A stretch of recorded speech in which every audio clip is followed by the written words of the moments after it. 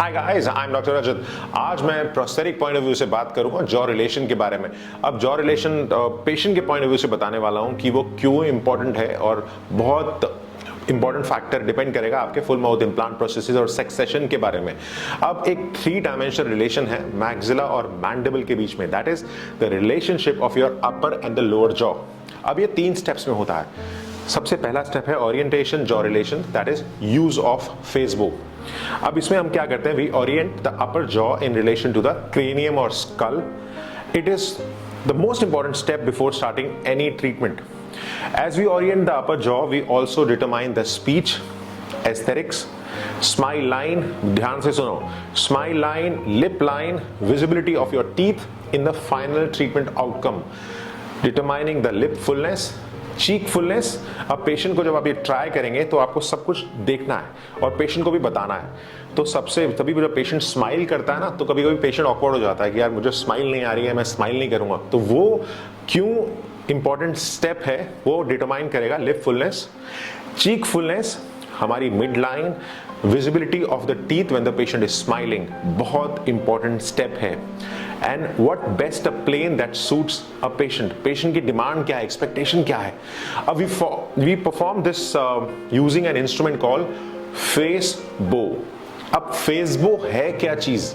It is an instrument that is used to orient the upper jaw to the opening and closing axis of condyle of your lower jaw, therefore allowing the exact duplication of patient facial structure with their functional and aesthetics components of mouth in a dental articulator. जो हमारी ये वाली movement है ना, वो हम articulator पे replicate कर लेते हैं, अपर एंड लोअर। आई होप समझ में आ रहा है, मैं बहुत ही आसान वे में बता रहा हूं आपको। Which means that we are transferring the spatial position or a 3D position of a maxilla, that is your upper jaw, and once this position is transferred in an articulator. What is an articulator? अब होता क्या है articulator के बारे में मैंने बताया, तो होता क्या है बताऊंगा।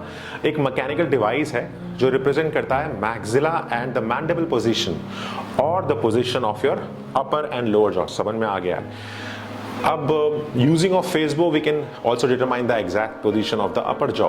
Now once our orientation is done using the Facebow, now अब हम proceed कर सकते हैं next relation, that is your vertical relation. अब vertical relation है क्या?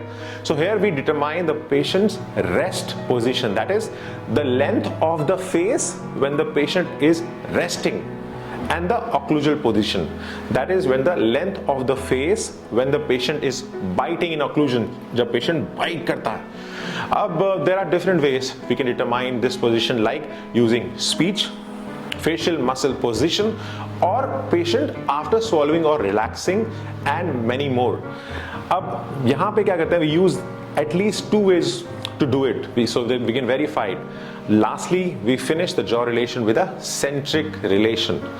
This is the most comfortable bite of the patient, which is learnable, repeatable and recordable. ध्यान रखना, सुन लो मेरे बात, which is learnable, repeatable and recordable. बहुत इंपॉर्टेंट पॉइंट है ये। Now, when we do all this procedure, we are actually simulating the patient's jaw in an articulator so that we can study the patient's jaw even if the patients are not around. Now with the use of Facebow, the accuracy is improved as it gives you a 3-dimensional orientation. 3D dimensional orientation पे आपको बताएगा. This will also reduce the chair side time as there will be minimal adjustments for aesthetics and occlusion. Now it is also patient friendly. Patient को भी समझ में आता है, patient भी आपकी हेल्प करेगा बताने में और उसमें आपको अच्छे रिजल्ट्स मिलेंगे। It also gives enough time to a dentist to study accurately the patient jaw and to come up with the best treatment in a complex full mouth implant cases. It also helps to communicate with the lab technicians for the best treatment outcome.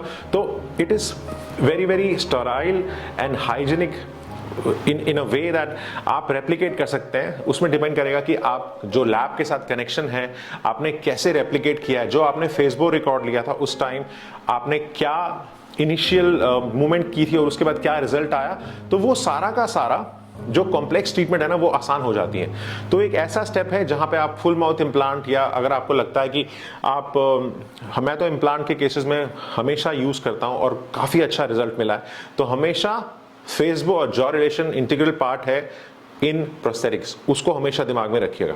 अगर ये video अच्छा लगे तो जरूर like, share और subscribe कीजिए, और अगर एस्थेटिक्स और ऑक्लूजन के बारे में कुछ भी जानकारी चाहिए तो we are always happy to help, मुझे डीएम कर सकते हैं। Thanks a lot.